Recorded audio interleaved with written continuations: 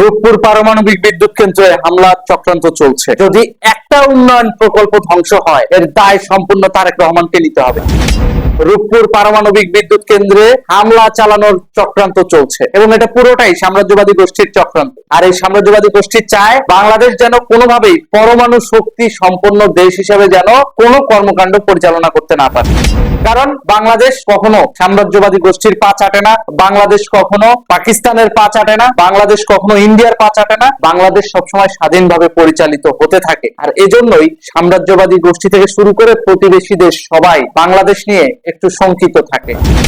আর এটাই হচ্ছে শত্রু পয়দা হওয়ার কারণ। কেন বলছি শত্রু পয়দা হওয়ার কারণ? এই যে রূপপুর পারমাণবিক বিদ্যুৎ কেন্দ্রে হামলা চালানোর প্রক্রিয়া চলছে, মৌলবাদী গোষ্ঠীরা হামলা চালিয়ে রূপপুর পারমাণবিক বিদ্যুৎ কেন্দ্র দখল করার পায়তারা করছে। একই সাথে রূপপুর পারমাণবিক বিদ্যুৎ কেন্দ্রে বিদ্যুৎ উৎপাদনের জন্য যে চুল্লিগুলো বানানো হয়েছে, সেই চুল্লিগুলো যেন ধ্বংস হয় এবং ধ্বংস করা হয়। এটার জন্য যা যা করা লাগে সেগুলো করার জন্য মৌলবাদী গোষ্ঠী কারো না কারো কাছ থেকে তো ফান্ডিং পাচ্ছে। ফান্ডিংটা দিচ্ছে কে দিচ্ছে? ওই সাম্রাজ্যবাদী গোষ্ঠী দিচ্ছে। যে গোষ্ঠী চায় নাই বাংলাদেশ স্বাধীন হোক, যে গোষ্ঠী চেয়েছিল বাংলার মাটি, যে গোষ্ঠী চেয়েছিল বাংলার ধন সম্পদ খনিজ পদার্থ, বাংলার মানুষ চায় নাই, সেই গোষ্ঠীটাই এখন বাংলার উন্নয়ন প্রকল্পগুলো ধ্বংস করার জন্য বিশ্ব রাজনীতির অংশ হিসেবে মৌলবাদী গোষ্ঠীকে বাংলাদেশে চালান করেছে। কেন ভাই? মৌলবাদী এই গোষ্ঠীর তৎপরতায় বাংলাদেশ কেন তার উন্নয়ন প্রকল্পগুলো খোয়াবে? আপনারা জানেন তারেক রহমান ক্ষমতায় আসার আগে ইউনূস সরকার একটা দাসত্বের চুক্তি করে গেছে। যদি কোনো দেশের সাথে আমেরিকার কোনো দ্বন্দ্ব থাকে, যদি কোনো দেশকে আমেরিকা স্যাংশন দিয়ে থাকে, তাহলে সেই দেশের সাথে কোনো প্রকার বাণিজ্যিক লেনদেন করা যাবে না, কোনো প্রকার উন্নয়ন প্রকল্প করা যাবে না, কোনো প্রকার সম্পর্ক রাখা যাবে না। কেন?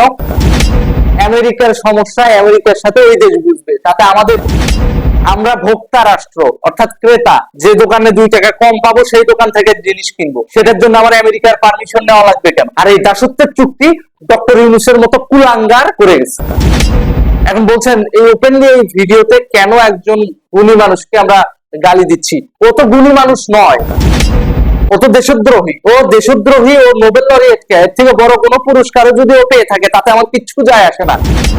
ও বাংলাদেশে এমন একটা চুক্তি করে গেছে যে চুক্তির মাধ্যমে বাংলাদেশে শুকুরের মাংস ইম্পোর্ট করতে বাধ্য থাকবে বাংলাদেশ সরকার। এটা কোন ধরনের চুক্তি? এটা কোন ধরনের এগ্রিমেন্ট?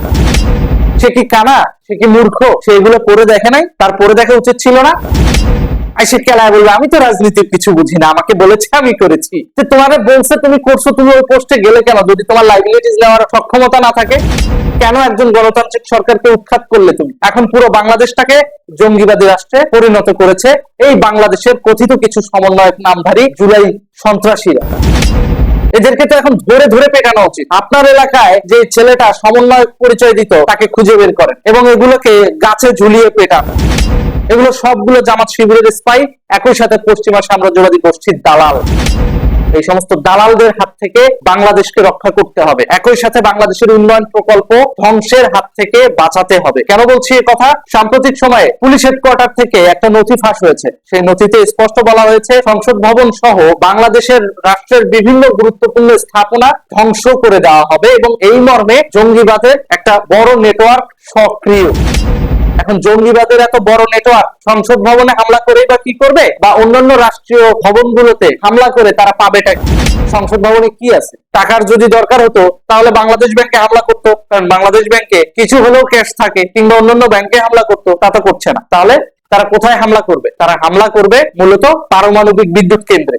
আর পুলিশ জেনে শুনে এই নথিটা ফাঁস করেছে এই কারণে, যাতে পুলিশ থেকে শুরু করে আইন শৃঙ্খলা রক্ষাকারী বাহিনী এগুলোতে ব্যস্ত থাকে, এই ভবনগুলোর নিরাপত্তা, অন্যান্য প্রতিষ্ঠানগুলোর নিরাপত্তা নিয়ে ব্যস্ত থাকে। এদিকে রূপপুর পারমাণবিক বিদ্যুৎ কেন্দ্র থাকবে অরক্ষিত নিরাপত্তাহীনতায়। কারণ রূপপুর পারমাণবিক বিদ্যুৎ কেন্দ্রে যে সমস্ত ইঞ্জিনিয়ার ছিল, ভারতীয় ইঞ্জিনিয়ার, তারা তো 5ই আগস্টের পর দেশ ছেড়ে চলে গেছে।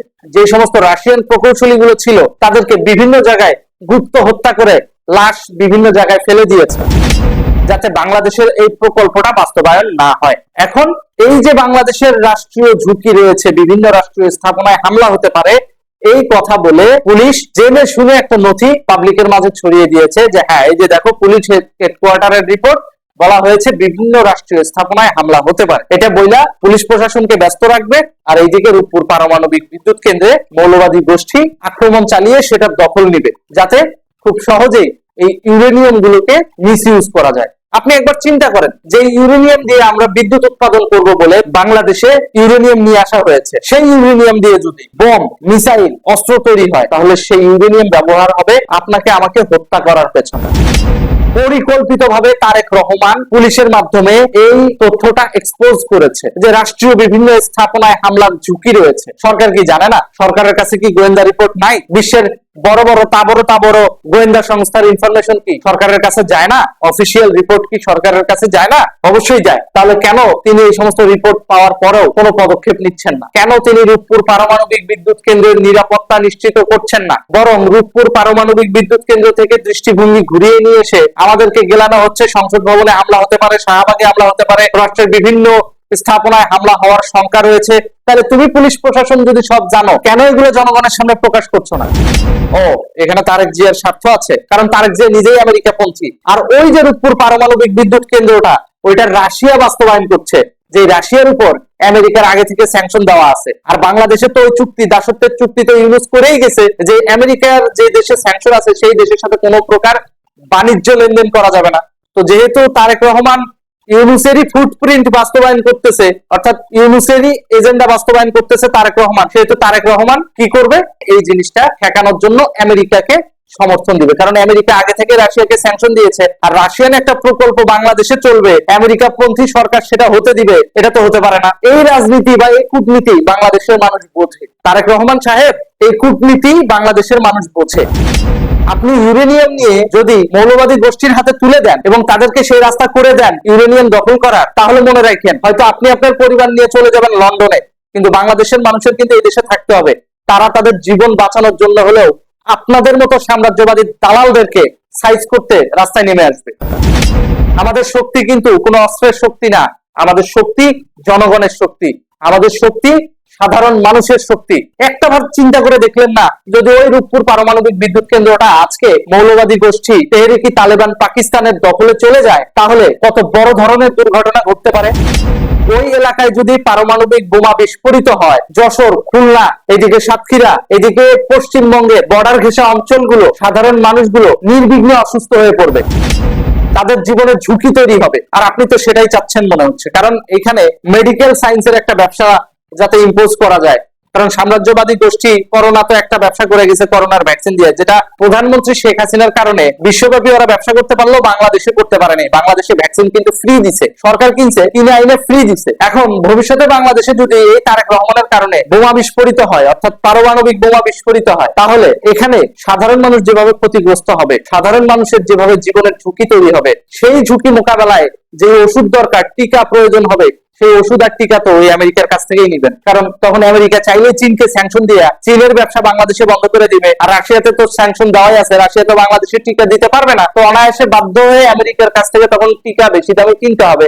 আর এই টিকার টেন্ডার করতে যায় তারেক রহমান মোটা অঙ্কের টাকা কমিশন বাণিজ্য করতে পারবে। ভাই, জনগণের জীবনকে ঝুঁকির মধ্যে ফেলায়া আপনি এই টেন্ডার বাণিজ্য করবেন? আপনার লজ্জা লাগে না? শরম করে না? আপনি প্রধানমন্ত্রী হয়েছেন কি আইশ করার জন্য, কমিশন বাণিজ্য করার জন্য, নাকি সাম্রাজ্যবাদী গোষ্ঠীকে বাংলাদেশের উন্নয়ন প্রকল্পগুলো তুলে দেওয়ার জন্য? কোনটা? আমরা তিলে তিলে তৈরি করবো আর আপনারা তিলে তিলে ধ্বংস করবেন। নাটক পাইছেন? আপনারা এলিট ক্লাস লোক, আপনারা চাইলে লন্ডন চলে যেতে পারবেন, চাইলে ফ্রান্স চলে যেতে পারবেন। আমার দেশের সাধারণ মানুষ কোথায় যাবে?